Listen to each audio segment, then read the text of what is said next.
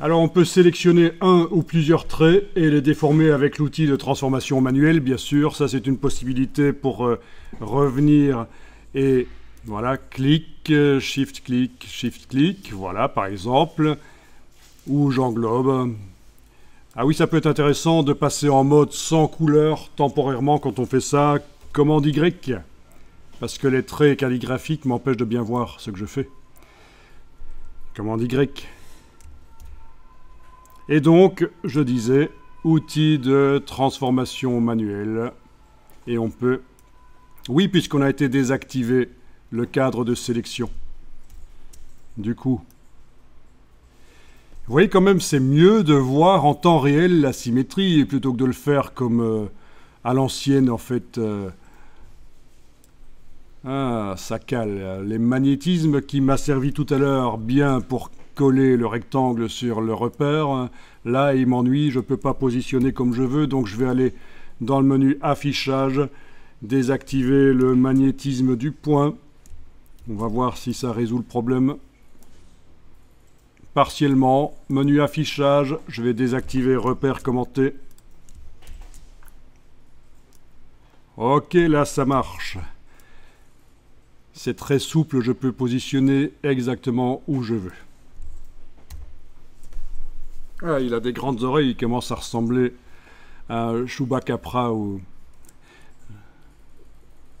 Comment est-ce qu'on dit? Chupacabra.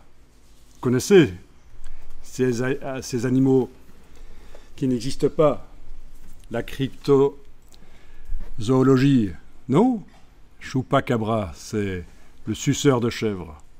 C'est ça que ça veut dire. Mais donc, je trouvais qu'avec ses grandes oreilles, ça ressemblait aux représentations de plus en plus de cette bestiole imaginaire. Ou pas. Laissons un peu de rêve. Alors, bah, je vais peut-être enregistrer ça, oui. Enregistrons.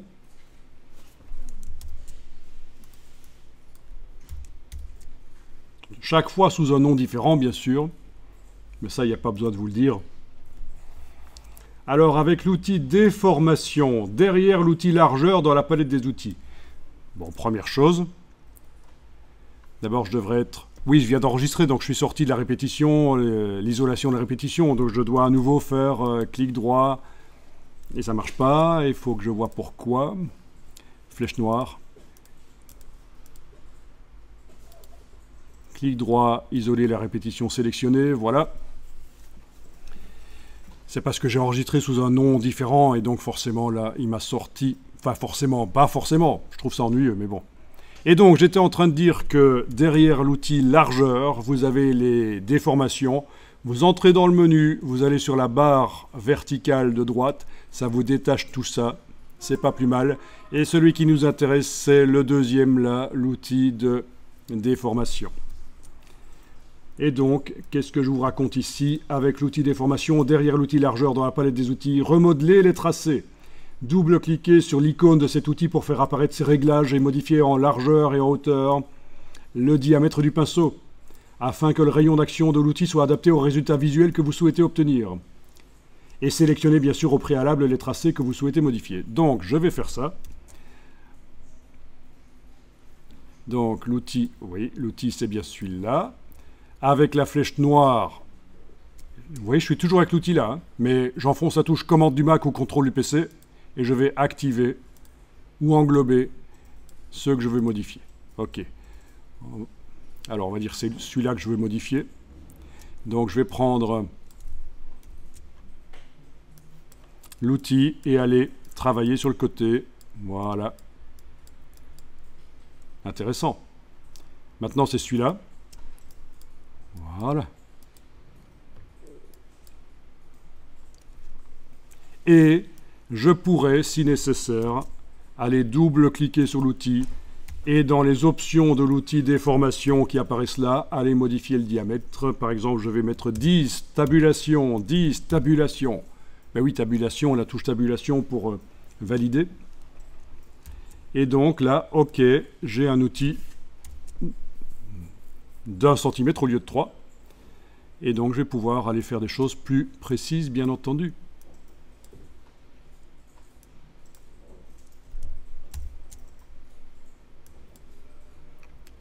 Bien. Donc ça fait partie des possibilités pour modifier le dessin de départ. Je vais enregistrer le fichier pour garder toutes les étapes de la création.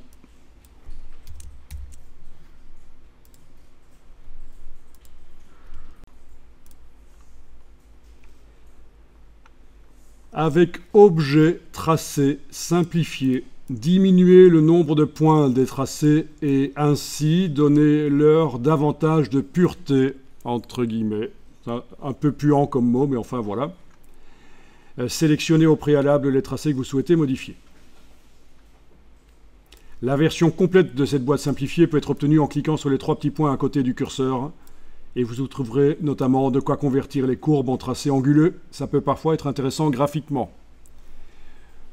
Bon, vous savez quoi?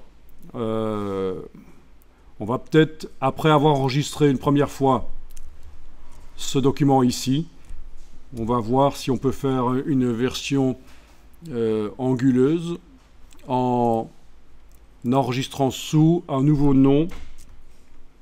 Je vais l'appeler 6 anguleux. Et après, je reviendrai au 5 qui est courbe. Donc je fais un embranchement créatif là dans ma créativité ici aujourd'hui qui était plutôt linéaire.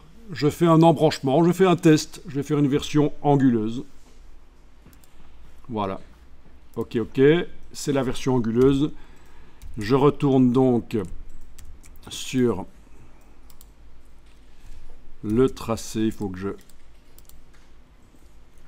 je clique vraiment sur un trait. Et parfois, c'est plus facile quand on fait commande Y, CTRL Y.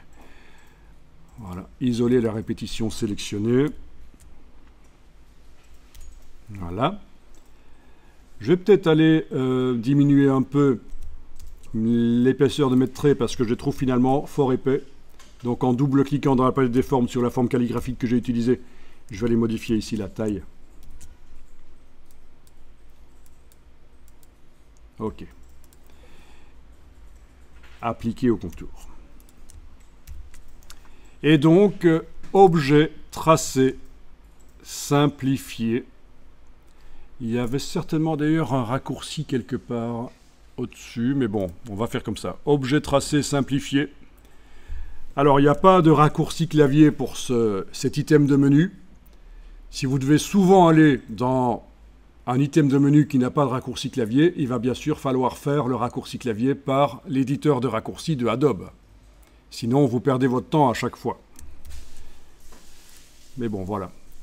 Donc, comme je l'avais dit dans le texte, il y a les 3 petits points qui permettent d'afficher la grande boîte. La case aperçue est cochée et on a la possibilité de simplifier la courbe avec le curseur ici.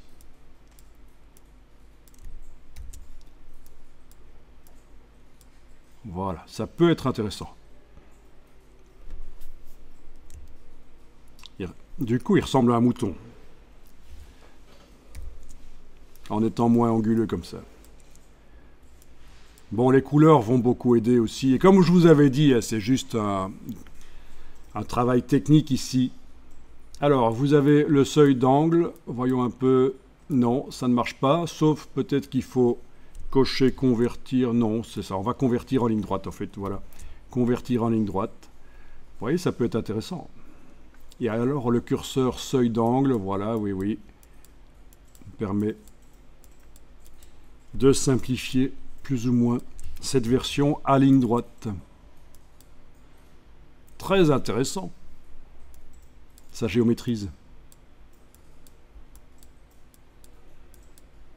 Si c'est pas parfait à certains endroits, il y aura de la retouche après, hein, c'est pas grave.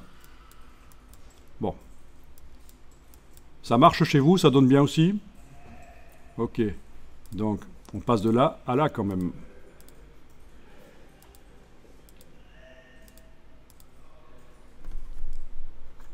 Ok. Alors, on peut tenter d'appliquer un effet d'arrondi pour arrondir un peu tous ces nouveaux angles. Donc, si on va voir dans la palette Aspect, menu fenêtre Aspect, les traits actuellement, il faudrait peut-être les sélectionner. un par un pour voir. Voilà, avec la flèche blanche plutôt que la noire. Bah, il n'y a pas vraiment d'aspect particulier. Ah tiens, si j'utilise la noire, ça marche aussi. Ok.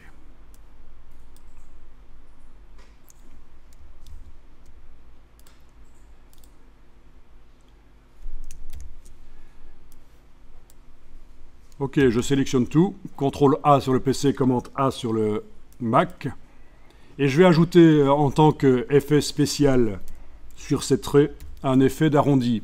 Menu Effet, Spécial, Arrondi. Vous avez la case aperçue qui est cochée. Waouh. J'arrive pas à bien zoomer. Je sors de l'effet et je vais zoomer avant de l'appliquer pour quand même mieux voir ce qui se passe. Effet spécial arrondi. Je modifie ça. Voilà. C'est pas joli ça? Là j'y vais avec la touche Shift pour aller rapidement de 10 en 10 mm.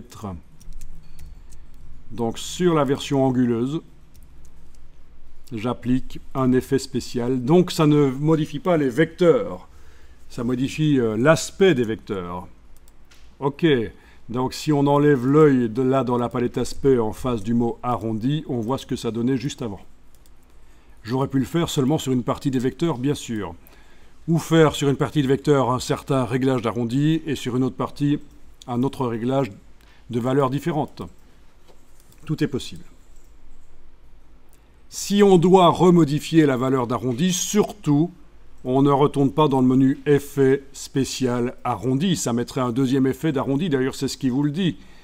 C'est ce qui vous dit, Illustrator, si vous essayez de faire ça. Il vous met un message. Il essaie de vous faire comprendre que Jan Sakwekin Vana. Ça appliquera une autre instance de l'effet. Pour modifier l'effet sélectionné, vous cliquez 2 fois sur son nom dans le panneau aspect. Donc je clique sur annuler, ce n'était pas la bonne méthode d'aller dans le menu. Si je veux modifier l'effet que j'ai déjà mis, il dit cliquez 2 fois sur le nom, mais en fait c'est un hyperlien, on clique sur l'hyperlien, et voilà, on a la possibilité d'aller modifier la valeur d'arrondi.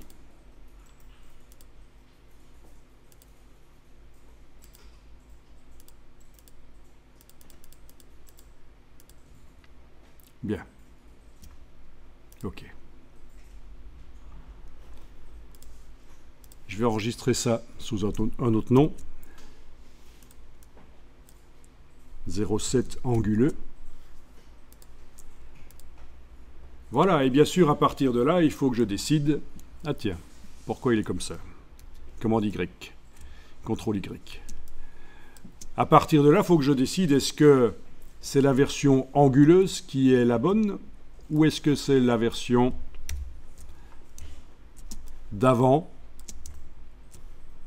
Il ressemble de plus en plus à un lama ou à un chien pourri comme celui de ma voisine. Ok. Objet. Non, pardon, fichier. Ah, je pensais à ce chien et ça me perturbe. Fichier, ouvrir les fichiers récents. 0,5, avant que ce soit anguleux. Voilà. Et d'une manière ou d'une autre, vous devez déplacer les fenêtres de manière à pouvoir comparer. Donc j'ai un embranchement créatif à gauche, c'est la nouvelle version. Après, quand on aura fini de dessiner en symétrie les traits noirs, et avant de commencer la mise en couleur, on pourra faire quelque chose d'intéressant avec ces deux choses. À votre avis, quoi ?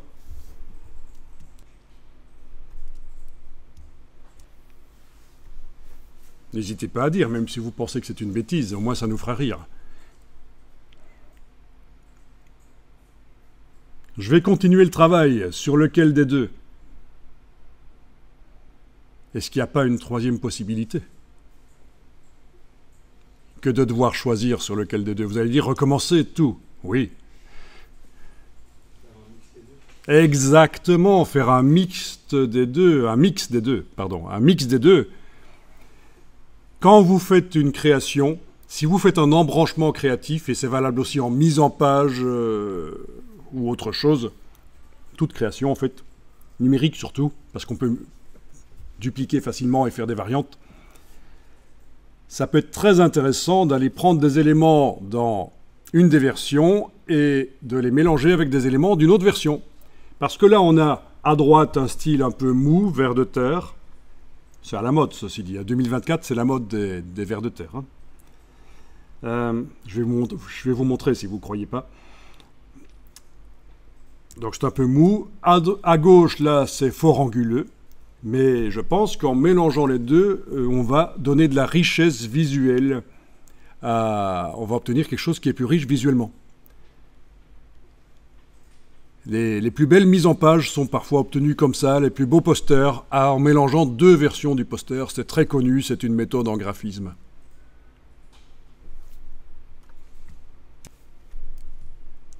Bon, mais je ne vais pas le faire tout de suite, mais ce serait une possibilité.